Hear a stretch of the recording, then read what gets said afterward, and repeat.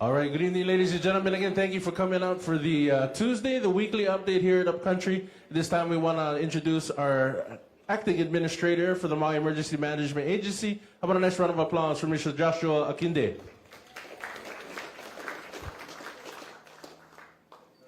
Good evening, everybody. Thank you for coming to our weekly Kula community meeting. I really appreciate your support here tonight, where we can share with you the latest updates. We're going to follow the same format as previous meetings, with the caveat of one change. When we get to our Q&A, just out of respect for everybody's time and for fairness around the room, we're going to limit everybody to one question with the mic. The reason being, it's only fair that way. So you can, once you get the mic, you can answer one question to the Q&A, pass it on, so everyone gets a chance to ask. Again, we ask that you ask questions that's good for the entire room. And then I can assure you, again, we're going to stand by here to talk story with you folks after and answer more questions, okay? As for the agenda tonight, you're going to hear from our Army Corps partners, U.S. Army Corps. You're going to hear a right of entry updates with Mark Wingate with FEMA. You're also going to, and you asked for it, we're going to bring up our Department of Public Works section to talk about permitting. And then we're going to hear from our Department of Health partners, as well as FEMA again, and Department of Health and Human Services to wrap things up. On behalf of Mayor Bisson, I apologize. He will not be able to make it. So we're going to go ahead and get this meeting started just for sake of your time, because we know that it's a precious one. Before we get into Army Corps of Engineers, I just want to give you a quick MEMA update. We were fortunate to speak with a bunch of you community members last week. So door hangers went out yesterday. To be candid, we're still working out just a better communication system with our partners. But we do want to notify neighboring parcels that work is happening. So I understand if there's still a little bit of notification and differences in dates, but we will make sure doors hangers get out to you. Team Rubicon, we have secured their support. So we met with Kyle last week regarding some of the debris that has been left over because of the wind damage. So we addressed that need. Team Rubicon will be back again early in the new year to assist with more of the complex cuts and bigger logs that have been displaced and fell in certain areas. So more to follow with Team Rubicon. From the MEMA end, we are looking to extend our response time. It's not official yet, but we want to make sure that as we transition fully into recovery island-wide, that you can still have support from our end. So we did get to talk with Scott and another gentleman regarding water tanks, future planning regarding, of course, just how we battle upcoming fires, getting logistical needs out there to you. I can assure you that is in the works.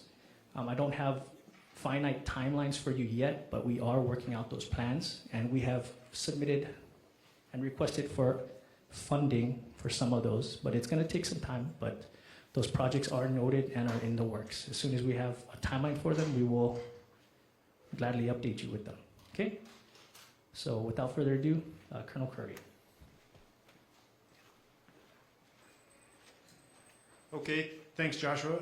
Yeah, again, for those of you that I haven't met, I'm Colonel Jess Curry, so I command what's called the Recovery Field Office for the Corps of Engineers, which is the day-to-day management cell that covers everything that the Corps of Engineers is doing as part of the recovery effort throughout all of Maui. So first, thanks for having us here again to share an update, and then more importantly, to answer questions and to make sure that we are communicating well with the folks up here in Kula and answering any concerns or questions that you might have. So just really quickly for an update from what we talked about last week, the work has continued to move forward as planned. We've had good weather and really a lot of success in continuing to move forward on the particular properties. As of today, we've for a total of 24 properties. So we did receive a couple of additional rights of entry from what we originally had. We originally had 21. We've received 3 more, and we're working those properties into the plan. But to date, we've had, of those 24 properties, debris removed completely from 18 of those particular properties. We've done confirmatory soil sampling at 17 properties. Of those, we've had 2 properties that have come back and needed additional debris removed. I'll talk about a little bit more about that here at the end. And then we've sent back 3 completed packets to the county and FEMA, and continuing to work. I would say that one of the things that we're doing is at the end, typically for these fire responses, all the work is done and then all the paperwork is done at the very end. One thing we are doing for the first time here in Kula, and we're going to do our best to also do it in Lahaina, is to complete the paperwork immediately after the completion of the respective properties. And that is 100% focused to shorten the timeline so that those property owners can, as quickly as possible, start their building permits, have the necessary paperwork complete and done with everything they need from the Corps, everything they need from FEMA, in order to start rebuilding, as opposed to waiting until all properties are done. So that's what we're doing there. I did want to clarify one thing. I mean, we talked last week about rescraping and recognizing a couple of the concerns with that. We remain committed to communicate with those individual homeowners at each of those steps. A lot of folks did receive calls this week from our call center. So instead of waiting for calls to come in, we definitely made more outgoing calls this week and deliberately to make sure that those questions for the homeowners are being answered. And wherever that particular property is, everybody understands where it is in the process. When it comes to the rescrape, one of the things I wanted to emphasize or to clarify, it is not necessarily a rescrape of the entire property. So when they do the work, they create a grid system over that property that then they test within that grid. So for the things that are being tested for, if any of those come back above the allowable limit, then it will only be rescraped from that portion of the property where that sample was taken. So again, many concerns and valid concerns over the amount of material being taken off of these properties. That is intended to minimize the amount of material, but still provide a clean property back to the homeowner. So definitely wanted to clarify that after the discussion last week. The last thing I wanted to mention, and just really to say thank you. So today we did actually have a group come through of leaders, cultural leaders from Lahaina that wanted to see completed properties. They wanted to see the work that's being done here in anticipation for how they communicate with their folks.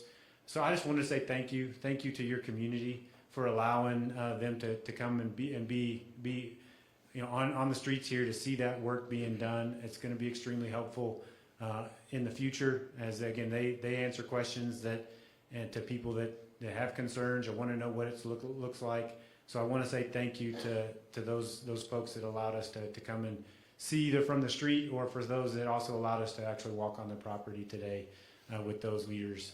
Very, very important, and again, very, very, very appreciated. So that's the quick update for tonight from the Corps of Engineers. Are we waiting to the end for questions? Okay. Sorry, I almost screwed us up again. Thank you.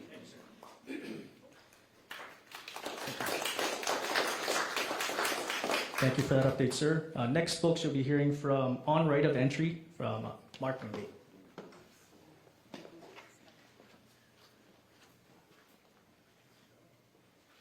Thank you, Josh. Really appreciate the opportunity to allay the misunderstanding about you too, because there was a rumor that you weren't going to be here, but also onward and upward. So that must be a legacy rumor, right?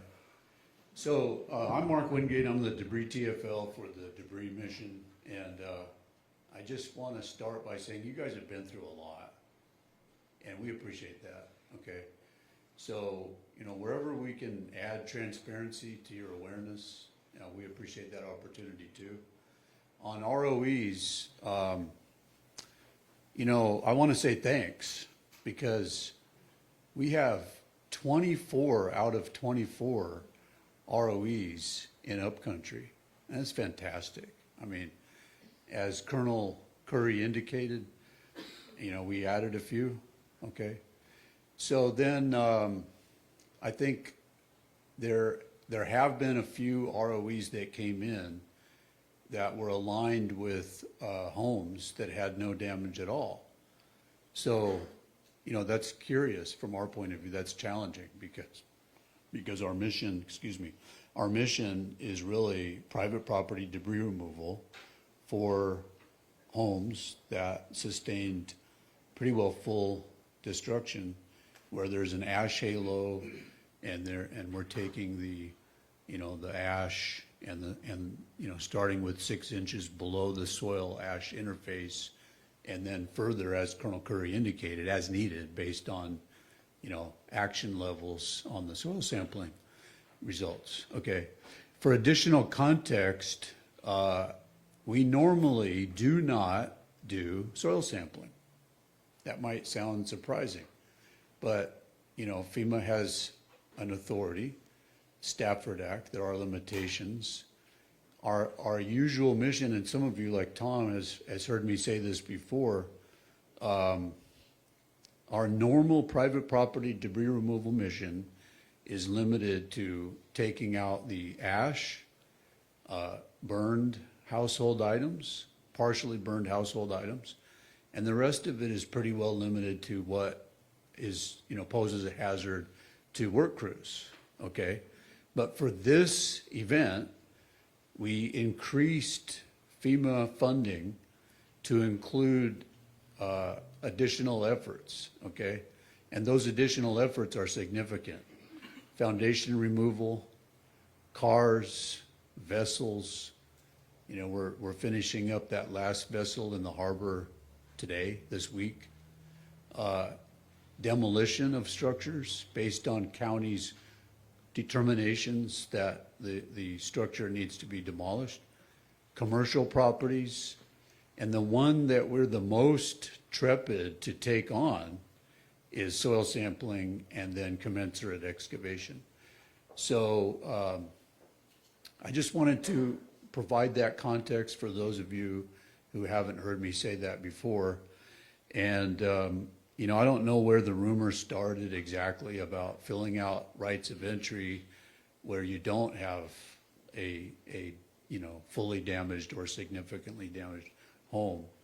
But that is not the right mechanism for just, you know, requesting general assistance. But I'm happy to take questions about that.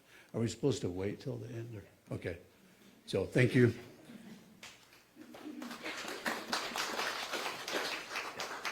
So just a friendly reminder to all our speakers, we'll take questions after. But thank you very much, sir. Next, folks, you'll be hearing from our Department of Public Works Director, Jordan Molina.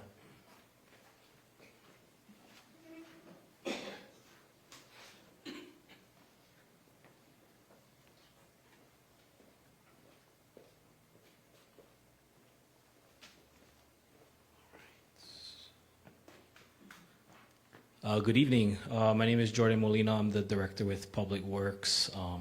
Tonight I've been asked to come talk to you folks about what permitting looks like for the rebuild for those people that lost structures as a result of the fire.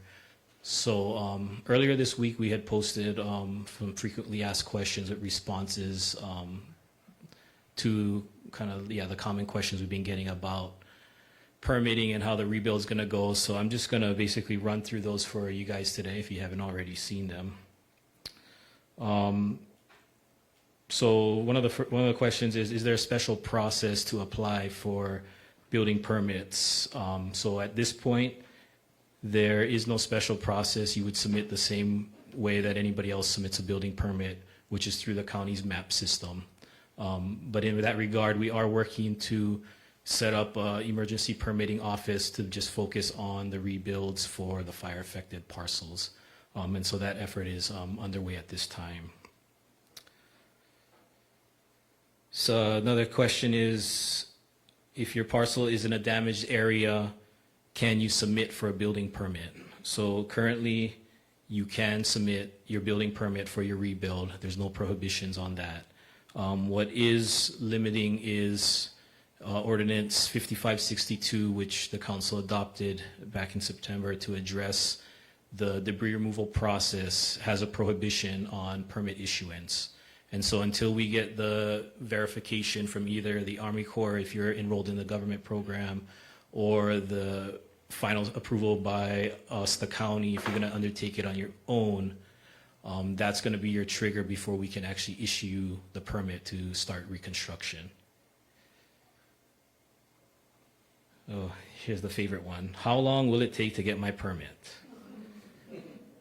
So just for awareness, over the last few years, and this is on average, so this is every type of building permit, it's taken about 300 days to get a building permit.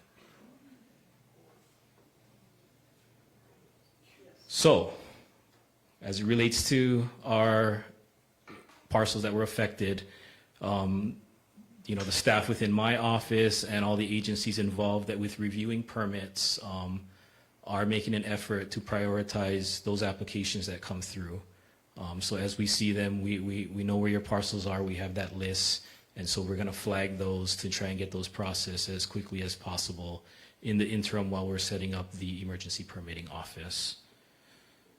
And just to put some ease as far as rebuilds, you know, presumably putting back what you had is a simpler review than trying to build something new. So we're hopeful that we can definitely cut down on the agency reviews that it takes to generally get a permit approved.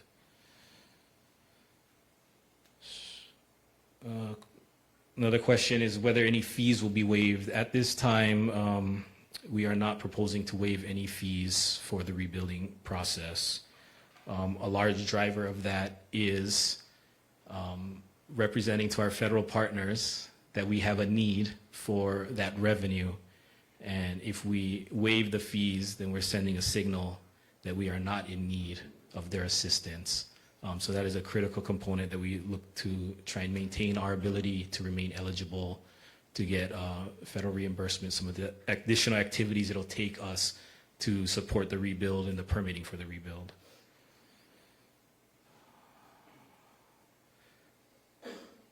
Temporary structures. So my house was damaged. Can I construct a temporary structure on my parcel until I can rebuild?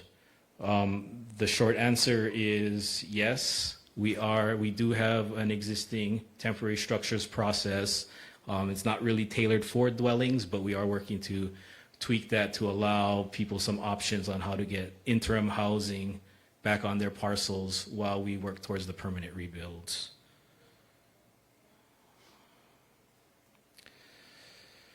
Okay, I want to apply for a building permit. What building codes will the structure need to comply with? So any structure will have to meet the current building codes for the rebuild. That is how we're going to impose or how we're going to move forward with what standards everyone needs to follow. So again, how are we going to handle the surge of permits expected for all the wildfires? So last week we issued a request for proposal to bring on a firm that handles these types of emergency permitting operations. Tentatively, to get through all the procurement and contracting and get them up and running, we're hopefully into March or early April to have that permit office established and up and running to be able to deal with just the fire permits from the fire affected parcels.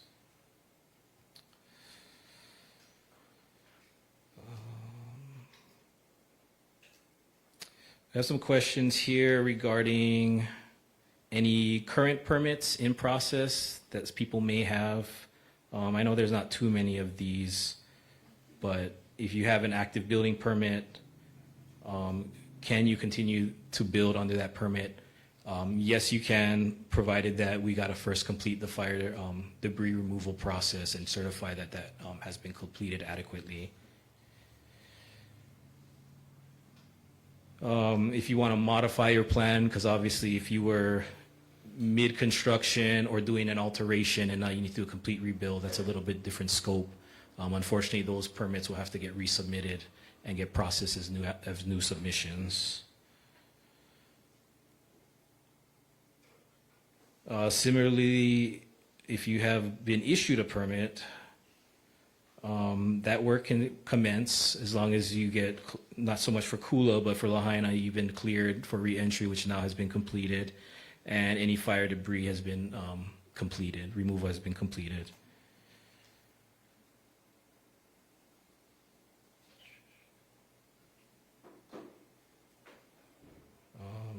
And the last one I want to address on is, can I get a building permit reissued for my structure destroyed by the fire?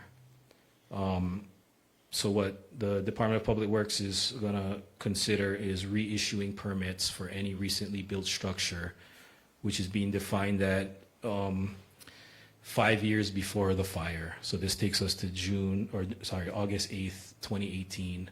So we're going to accommodate anybody that's had a recent permit issued within the last 5 years of the fire, that we'll be able to reissue your permit to kind of speed up that process, with the basis that basically those approvals are current enough that we feel that, you know, any kind of code revisions that may have occurred in that interim period are, you know, not so significant, and for the consideration of getting people back in their homes sooner, that's a consideration we're putting out there.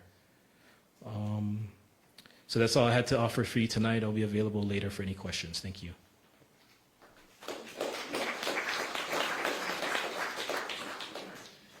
Thank you, sir. Next up, folks, you'll hear from our state Hawaii Department of Health. Aloha, Kathy Ho for Department of Health. Last week, I reported that we had some, our ash samples we're waiting for the Lahaina ash samples to get back.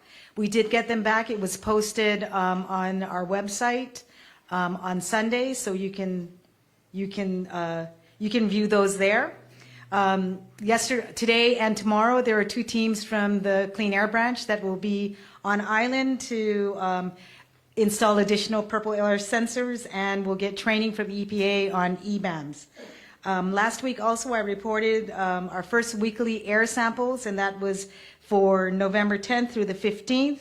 In those samples, we reported that there was no asbestos, and the heavy metals remained below the site screening action levels. Today, we got the second week of samples, and that was for the week of November 16th through the 22nd. And again, those air samples revealed that there were no asbestos, and the heavy metals were below the site screening action levels. That would be posted today. I believe we were sending out a press release on that, so it should be posted on our website. As of today, there are 65 purple air sensors and EBAMs and regulatory monitors on Maui and Lanai, 25 purple air sensors and 5 EBAMs in Lahaina, and 25 purple air sensors in Kula and Makawao. Additionally, going forward as to the air samples that we get, the results, if they show the same results, we're just going to be uploading it onto our website weekly, we hope, rather than sending out press releases. Dr. Fink will speak about the screening. Okay. Again, want to thank Healthy Mothers, Healthy Babies, and our public health nurses for offering the lead screening and vaccinations. So for those who want to avail themselves of it, outside lead screening and vaccinations, just a little bit of a pitch. I saw some CDC data for Hawaii. Our flu cases are much higher than our COVID cases at this time. Appears to be kind of a steady rate over the past couple of weeks, but I would recommend, if those have not gotten their flu shot, to consider getting a flu shot for this year, and that was available. For lead screening, to my knowledge, of 12 individuals who were screened between last week and this week, one had a level that was slightly elevated. So the recommendation is, because it's a screening, to go see the primary care provider and get a blood test, a venous sample, which would give a more accurate result to figure out what would be the appropriate next steps. Some other just data just to share that we're trying to review from a public health perspective. We're able to get access to kind of all lab results that are obtained So I appreciate staff that did an analysis. We were able to look at venous blood draws from 272 adults with a Maui address. This was between August 8th and November 20th. Of that, 25 had a Kula address. And of those 25, there was no elevated blood level of the 25 Kula results. There were only 4 that were elevated overall, and those had addresses elsewhere on island. And further investigation to figure out what those individuals' exposure may have been, okay? So some folks have had some exposure. We don't know from where or from when, but we do know that there has been lead identified in the ash. So particularly for any children or pregnant women, would encourage them to consider getting screened. The levels that we're seeing are not considered of risk for adults. But again, particularly for children and pregnant women, if they've been exposed to ash, I want to recommend that they consider talking to their primary care provider about getting a lead screening. Some other things that we're discussing, as Kathy mentioned, winding down upon completion of the debris removal, we will concurrently be relocating some of those air monitors that were set up specifically to evaluate kind of the if there is kind of ash or dust escape during the debris removal. So once the debris removal is completed, if you start checking your air now, you'll likely see some of the fewer green dots, and that's because we'll be relocating some of those monitors over to the Lahaina area. So just wanted to let folks know in advance that we'll be doing that in coordination with completion of the debris removal. And then again, we'll be available at the end. I got for Q&A at the end. Got it.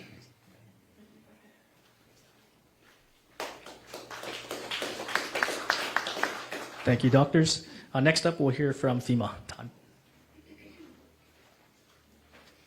Hi there, my name is Todd Hoos. I'm with FEMA External Affairs. I travel full-time with FEMA at disaster scenes. I've been traveling fairly consistently. I'm in my 8th year. And so I'm relatively familiar with FEMA operations, and I'm fortunate to travel. I've been on the island of Maui. I'm in my 4th month now, and I'm actively involved in operations, so I'm confident I can answer your questions tonight. I would be remiss if I didn't mention that our FEMA application for assistance has passed. It passed yesterday. However, our regional administrator is allowing a 60-day period with justification if you have a reason why you might have missed the deadline or you found some loss that you incurred as a result of the wildfires, you can apply with us. And our partner with SBA, they have been gracious enough to provide a 45-day grace period beyond the same deadline, and with, as we would say, no questions asked. I want to introduce a guest that we brought this evening, Dr. Matt Ron. Dr. Ron has been working on wildfire, urban interface, community resilience, and recovery issues over the last 20 years. His focus has been on public health and safety. He is an expert in the field of contamination and decontamination with an emphasis on ash. FEMA brought Dr. Ron to the island of Maui as a subject matter expert to support the Department of Health and FEMA and to specifically answer your questions. Dr. Ron has been to the burn sites in Kula as well as Lahaina. He has reviewed the debris recovery process that we have been using. He's been reviewing the protocols used for air quality and soil sampling. May I introduce Dr. Matt Ron.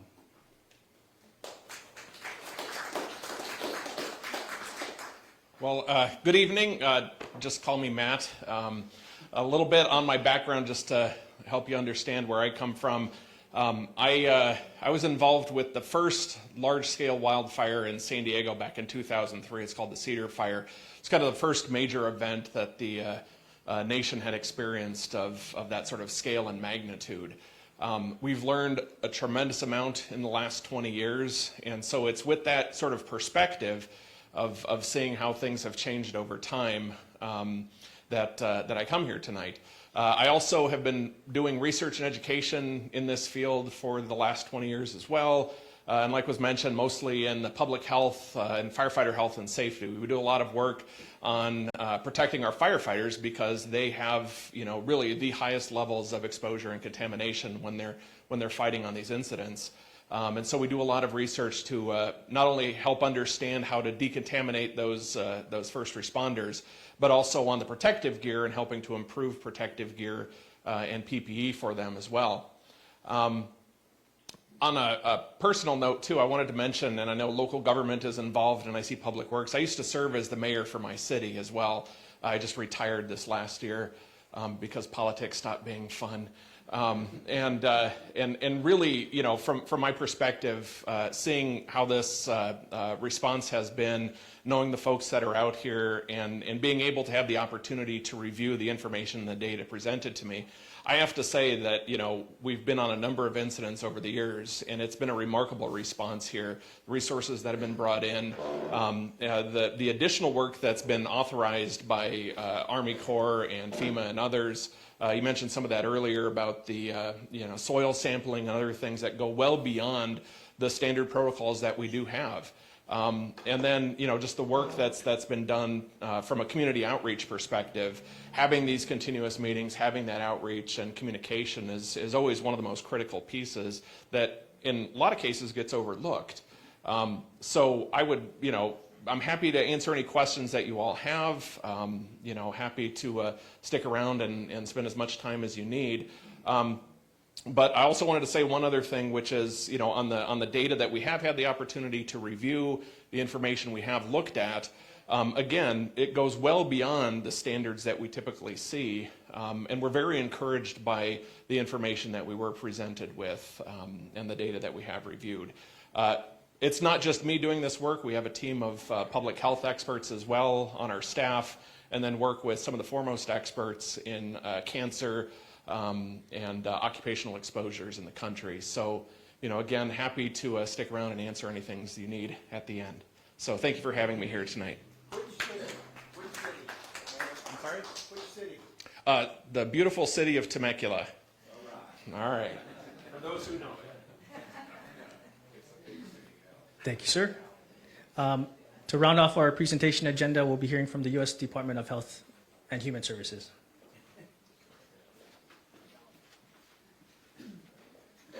Hi, everyone. My name is Danny Houlihan. As mentioned, I'm with the United States Department of Health and Human Services. We have 5 core mission areas that we're responding to with respect to the wildfires. And I'll just run through those. We've got a whole group in the back that works these 5 core mission areas. If you'd like to stick around and chat, we'd be happy to do so. The first one is human services. That's kind of a wraparound for all supports to folks, whether that be child care, child welfare, TANF. If you're in need of any of those things, we can talk about that. The next is medical systems and public health. So when we respond to disasters, we make sure that hospitals are up and running. They've got all the supplies and equipment they need, whether they're hospitals or dialysis centers or senior centers, anything like that. We also do education. So if any teachers are impacted here in Kula or their families, stop by and chat with me, because there may be some services we can provide you that will help you stay in the classroom and teach our kiddos, because as most everybody here I'm sure realizes, if we don't have a place for the kiddos to go, parents aren't getting their lives back on track and taking care of the family. And oftentimes teachers are that one stable person in a kid's life who can bring stability, and it'll improve mental health for not only for the family but for the kiddos. Environmental health. We have our CDC colleague from division within HHS. He's an expert in environmental health. He will be landing on island here this week. He's already been here a couple of times, but he'll be reviewing data with respect to a number of things. I should have mentioned this first, that we're here working for Dr. Fink and Dr. Ho. They're really our bosses on the island because we're here working for the state. Last area I wanted to chat about is behavioral health. I'm sure you guys all know this, that absolutely every person on this island was impacted in one way or another, whether you were in the burn zone or not. I mean, you experienced this firsthand on the island. So if you have friends or neighbors or family members, and maybe even yourself, if you want somebody to chat with you, totally confidential, we can put somebody in contact with you, and they'd be happy to do so. And these people are experts in their field with respect to disaster behavioral health. So again, it's totally in confidence. And if you want to chat with any of our group in the back, just see us afterwards. And if you want my card, you can get that, and you can talk at a later time if you want to as well. Thanks, everybody. Appreciate the opportunity. Thank you, Danny, and thanks for everyone's patience. That does conclude our presentation portion of tonight's agenda. Now we'll head into our Q&A. Just a real quick reminder, it's good to see you. Just again, for those who came in a little bit after the announcement, for this Q&A session, we will limit questions to one question per person when you have the microphone, and then we'll pass it on to the next. Again, just to be fair to everybody in the room, and then we'll stick around again here after for more questions. Okay, sir. If you could just please raise your hand so that the woman carrying the microphone can identify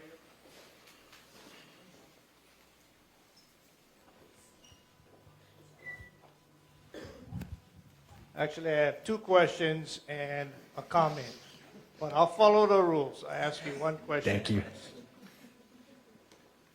You will get the other question later.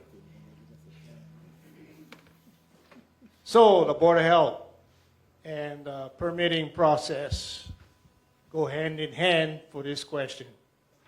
Are you going to force us to use arsenic pressurized wood again to build our house? That's the biggest poison that they've been finding in the fire, is arsenic from all the wood houses. So under the new codes, we got to use the arsenic wood again.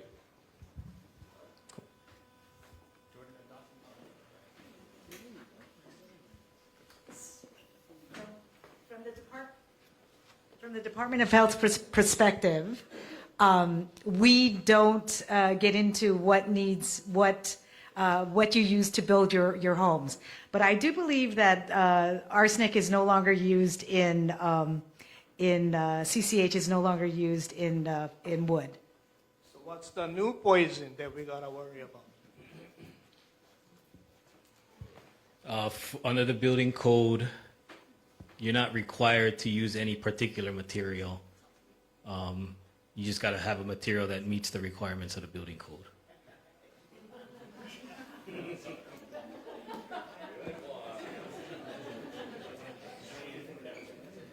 Thank Thank you. I also got multiple questions, but I stay with the building code one, because the building code has a provision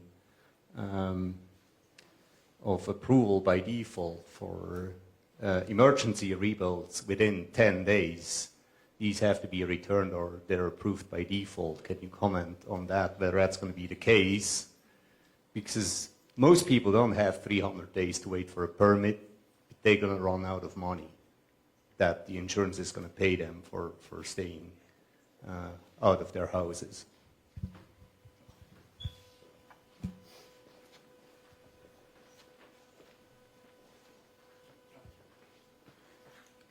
Yeah, so there is an existing provision in the building code that talks about a 7-day turnaround. I'm not sure how old that provision is, and I don't think anybody in recent times have ever tried to implement that provision. And I think when they wrote that provision, the permitting process was a lot more simple.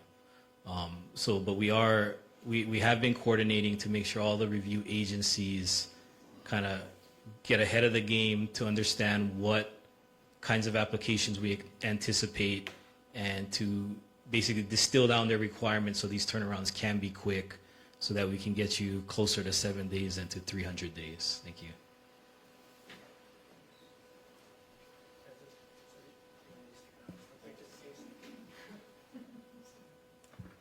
Hi, my name's Linda Lembeck. Yeah, I'm trying to avoid COVID, but yeah, I live in Kulamanu subdivision, and I was just tested tonight for my lead level, and it's 4.6, and 5 is considered high. So slightly elevated, it's close to being high. I'm on Pulehu Gulch, and so had significant flames in my backyard, and I'm 4 houses down from 2 homes that burnt down. And so my question is, being that I feel like I'm the canary in the coal mine right now, you're not getting enough people tested for lead.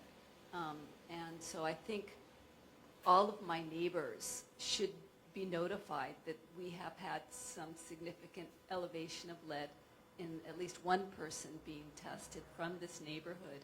We're suggesting that you all come in and get tested for lead. We have children in our neighborhood, you know, and I'm 4 doors down, and you're not testing the neighbor's property, the soils. You're only testing homes that have burnt down to the ground. And all of the homes, when you drive up Kulamanu Circle on the Pulehu Gulch side, they all look copacetic from the front. The back has all had significant damage, with people who have insurance payouts in the neighborhood of $300,000 to repair floor joists, windows that have melted all across the back. So I think that you are unaware of the full scale of the damage to properties, because they're not coming to you. I don't see any of my neighbors here. And so I think you should be going to neighborhoods that you know have been impacted and knocking on people's doors and getting them more support. I can tell you they're not getting the health data that they need. So yeah, you need to get the word out. Thank you, ma'am. You know, we'll take that from the MEMA end, because I think it's more of an operational standpoint. It comes to the point earlier when I spoke about that the MEMA team, we're really looking at extending our response time. And I know it's a general term to you folks, but that response time, it keeps us available to support the community's needs. It keeps MEMA in the fight. So I'm going to put that on my notes right now, that we need more community outreach to you folks, not just within a small cone of the impacted areas, but we'll widen that and make sure that we hear from you and your neighbors, ma'am. So we'll take that one. Sir, you're patient. Thank you for that. Thank you. My name is Steve McCullough. I'm a 37-year resident between Kauai and right down here in Makawao. I lost my house in Hurricane Iniki in '92, shortly after I got licensed. And for the last 30 plus years, no wood. We built all steel frame construction. So currently, the last 3 years, I started island container homes. And I have models right across the street from Kinke Kaliki High School. You'll see a school bus out there and some container homes that I've been building. So my question is, and there is no codes for, building container homes, and I've dealt with certain individuals in the past. My question is, Jordan, are these containers allowed on these folks' property while they rebuild without going through permitting, and as I say, I like to anchor things down where they're not moving, where people have these little houses on trailers that are going to blow away or burn down or get eaten by the varmints, whatever. We're just ready to launch. I have had, the last few days, met with some of the Lahaina folks that are starting to see money coming in.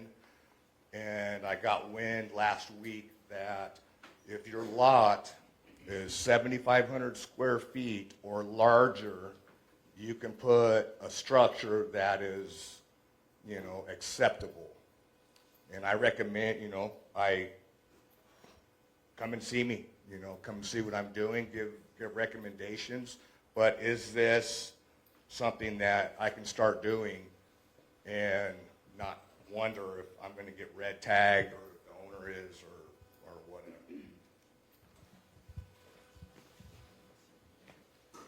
So you do need a permit for temporary structures at this time. And just for the group's awareness, building code is one aspect of the permit, but there's several, close to a dozen other agencies that the county system uses its permits to make sure you touch all those agencies. So it's more than just getting through the building code review. So yeah, we do have a process to vet all these temporary housing products that are being thrown at the county right now. So I can get your information and connect you with the lead for that, who is my deputy director at this time. And we can get you coordinated in with all the other vendors that's seeking to get clarity on how to deploy their temporary housing units. What about the square footage, though? It used to be 200 square foot and under was considered legal, and now I'm hearing it's 400. You know, yeah, sorry, sir. We're not trying to be rude. Just keep that one in mind. We're just going to open it up to anybody else. And then if there's any other questions in the room and we still have time, then we'll go back for those second questions. Hi. Oh, sorry, we have the mic. Ma'am? Thank you so much. I'd like to just start off by saying thank you for having these meetings. They're so important to us, and I appreciate everybody's time and their volunteering to come here in the evening to speak with us. I live in the Kulani neighborhood, and I've been coming to the meetings since the fires, since Yuki's been having them, and I've been talking about the neighbors. You've all heard me talk about the neighbors, because my house did not burn down, but around us, you know, there's many, many houses. And during the fires, all the debris came into our properties. And so I was at the meeting, and it was Mark Caldwell who gave us the direction to do the FEMA, to reach out to FEMA to get the ROE. And we have that in Yuki's notes. I did get denied that, and then we were told try again with county, and got denied with that also. But at the meeting 2 weeks ago, we were told that the soil testing was now going to be approved for the neighbors' properties. So I was hoping to find out where are we with that, and hopefully that is still going through, because there's still great concern, as this woman had just talked about, many people with the Kula cough and the debris still in our yards. And we just like to gather the data now while we have data to gather. Thank you.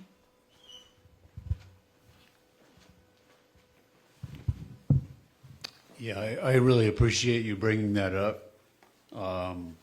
You know, for FEMA, it just comes down to we're doing a lot on this mission, but we don't do everything. And there was a request for assistance submitted to FEMA, and that, you know, I asked about that, you know, many times, you know, what's the status of that? Okay.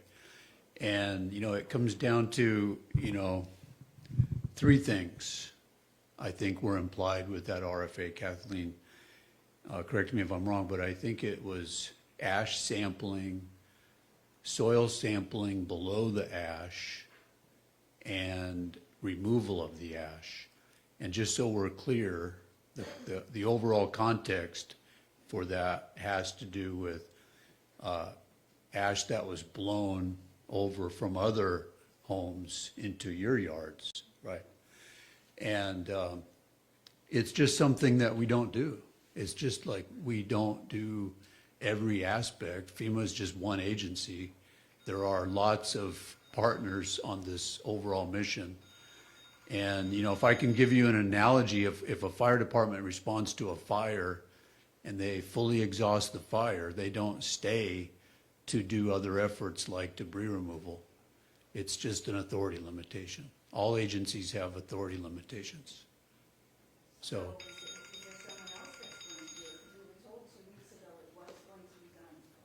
I can't speak to other agencies, but I do appreciate your concern. Well, my house has over $300,000 worth of damage to it, and just because it hasn't burned to the ground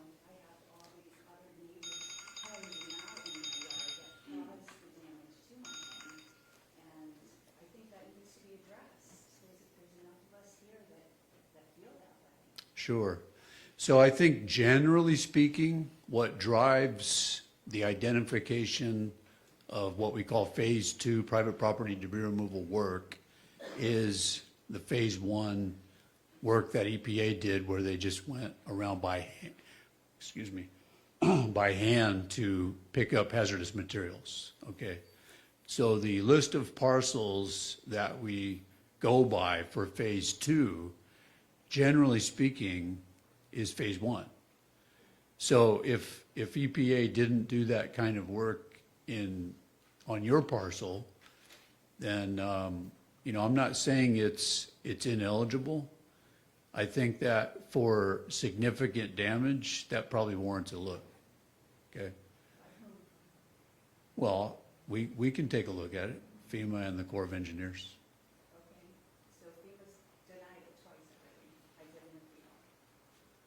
Well, but when we spoke several weeks ago, you talked about, ash in your yard, not significant structural damage. There is no structural damage. Okay. So we can clarify it now. That's just something that we don't take on. Okay. So we have that in the notes from a couple weeks ago, that it was something that was going to be offered to the neighbors from 2 weeks ago. Mark Cardwell, he was, he redeployed home, but that's something that he said, I know because he and I talked about it, but ROEs predominantly are for homes that were destroyed by the fire. Okay. Sir? Dick Mayer. I want to change the focus from talking about this past disaster to talking about potential future disasters. What does NEMA learn, and what are they going to be doing? In the past, NEMA made elaborate plans, a 1,000-page book of how to take care of tsunamis and earthquakes and hurricanes and wildfires and plane crashes, etc. I want to know what structural changes will take place in NEMA and how you're going about restructuring it so that we'll be able to prevent problems in the past, or mitigate them at least. Everything from fire breaks to much better communication to the community, etc. Could you give us an update on what you've been doing to make sure that you're future ready? Sure, great question, sir. Right on my alley. Thanks for that one. So we've been working tirelessly to make necessary changes that really keep the community realistically prepared. Not these big, elaborate 1,000-page plans. One of the big things MEMA is doing is we are condensing our playbook, and we're going to make this big educational program for the community at whole so that we're all on the same page with when we know if another fire happens, we're all in that same common verbiage. We have those evacuation routes planned, pre-planned, and whatnot. Operationally, internally, I am just the acting administrator. I'm not the permanent person, just to curb anybody's confusion on that. We are prepping the way, our MEMA team, for the new person to come in. So we get to start some of these changes. Another big change that we are working on is creating what's called an IMT, or an Incident Management Team for short. Essentially what that is, it's a deployable unit of personnel that is extremely, they're excellent at incident management. So if any type of incident occurs, they can man our EOC in a unified command structure. What that is we're gonna be preparing our fire chiefs, police chiefs, even Jordan's team on how to respond to a certain type of event and provide that personnel, a robust amount of personnel from these different organizations to deploy in response here, not just in Maui, but to other places like California, to Montana, to Florida, from all these partnerships that we built. So we'll have a highly deployable trained unit here on Maui to respond to a multitude of different events, emergency events. Additionally, what we're doing is we are compiling all these projects that you guys felt were left by the wayside. Scott and, where is he at? I think his name is Jim. He brought up smaller projects that, to our attention, like water tanks that used to be installed in certain roads. We have that marked on our maps, and we're putting that on our priority list to make sure that you guys have those resources available here for immediate response. So those are some of the changes that we are doing as a MEMA team. Let me just follow. Will you consolidate the maps? The county right now, each department maintains its own GIS system. There should be a unified GIS of the water department and public works and police, all are using the same base, the same layers, because the information going out on maps where the fire was located, how big it was, how it was spent, none of that was available to the public, and I don't even think to the county officials.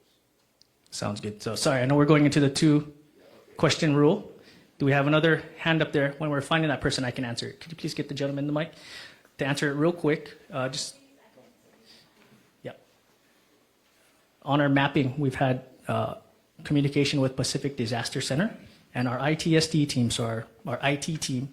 We have GIS specialists embedded there, and we're working essentially to make programs available for our Maui Fire, Maui Police, our MEMA team, to have those GIS, those mapping specialists available for any type of incidents. So that is definitely a concern of ours. But sorry to break that two-question rule that I kept.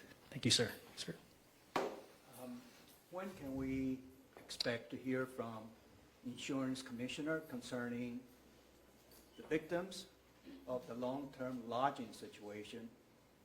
I brought this question up 2 meetings ago, and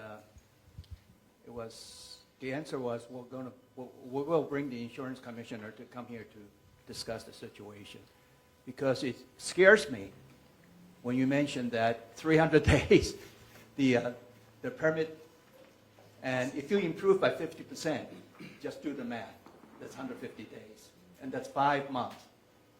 And August 8th to now, it's 4 months. That's 9 months if we improve by 50%. Now, the long-term lodging situation, a lot of insurance company offers you 1 year and 9 months taken out of there. And you're the experts. How long does it take to build a house? And we don't have a place to live. And that's why you'll be swearing at me for bringing this question up over and over and over again until some kind of answer. So when can we expect to hear something from insurance commissioner or somebody else who has the authority to do something, like California, like Florida, New Mexico, whenever there's a federal disaster has been declared? So I apologize. We've been reaching out to Gordon Ito. There were some travel arrangements that he had pre-planned, and he is being bothered by our office every week. And we apologize that we weren't able to deliver today. But he will be here, and we will make sure that happens. I can't give you a date because it kept getting pushed back, but he is definitely on our list to get here to this meeting for you.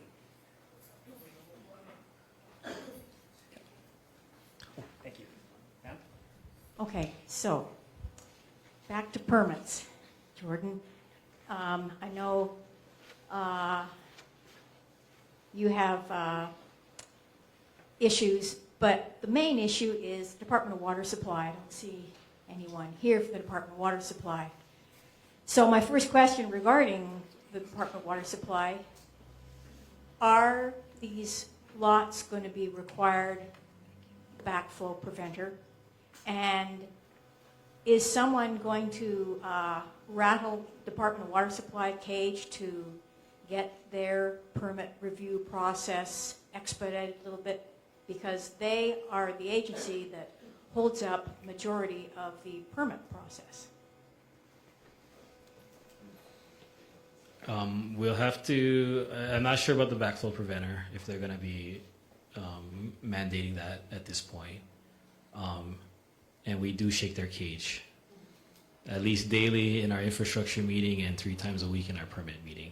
So they are working to be prepared for these permits so we can get you back in your homes quicker. Any other questions around the room? Okay, great. Thank you very much, folks, for... I can do another one. How about this? We'll stick around. We've been at it for an hour, and we really appreciate everybody playing ball with the new rules. I just want to thank you all for your time. Really, really thank you for coming here. Just as much as it pertains to you, that information, it brings joy to us to get whatever we have out to you, all that information. We don't want you left in the dark. We may not have all the answers right now, but we do take what you say to heart. Vice Chair. Yeah. Thank you, everybody. Thank Yeah. you, everybody, for being here. I hear you. Yeah, nothing's getting recording if it's not through one of the mics. So want to make sure everybody can hear what you have Thank to you. say. So I hear you about the neighbors, and I've been hearing it for weeks. I understand it. And I do also know that when this first came up, I did talk to FEMA, and FEMA does not cover neighbors. But they are impacted, and they're right next door to some houses that burnt. And thank God their house didn't get burnt. But I'm not too sure how to solve this. I don't know if it's maybe the state has to get involved, if FEMA won't or something. So Mark, could we talk about this? Because I'm hearing the same thing over and over. And the insurance thing came up early on when Governor was with us at the Kula Lodge, which is the latter part of August. He came and did a visit. I think that was when it was, right, Andre? And the request was for the governor to put in an emergency proclamation, some extension of the insurance being covered for the residents who had to now pay for their own monthly rent as their house was being built. So if I could talk to somebody regarding that, because this did come up with the governor. I haven't asked him what about that, but there might be some state solutions that we could work together on, and I think that might be helpful. So thank you for allowing me to join this and say more than one thing. Thank you very much, ma'am. I just want to, again, just thank everybody for your time. To close it out, I just want to have a quick reminder. Please use our MauiRecovers.org. Refer to that site. Our communications team just wants to let you know, and we want to let you know as well, that there is a crisis cleanup hotline on there. We highly encourage you guys to go and use that service. Also want to just thank our American Sign Language folks and our communications team for always making tonight happen. If you do have questions, please stick around. And for everyone's awareness, on the holiday schedule, on the week in between Christmas and New Year's, so I believe it's the 26th of December, we're going to take a break, just out of respect for everyone's holidays, times. We want to make sure you guys have time with your family, loved ones, and just some quiet time for yourselves. So we won't have a community meeting on that week. Okay. Again, thank you, Maui County Vice Chair, and thank you for everybody for coming here tonight. Aloha.